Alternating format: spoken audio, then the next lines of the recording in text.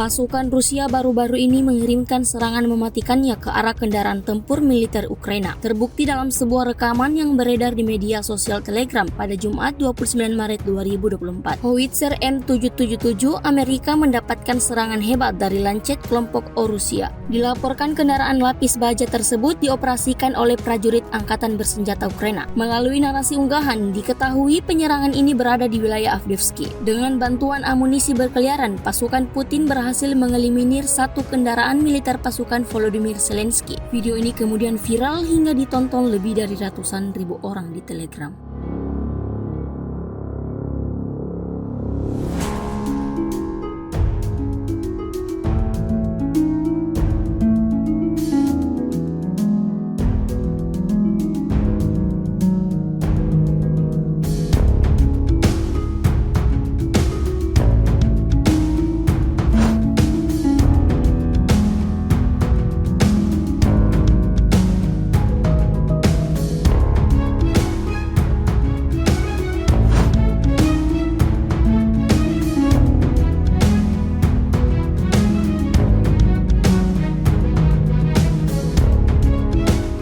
Download Tribun X sekarang, menghadirkan lokal menjadi Indonesia.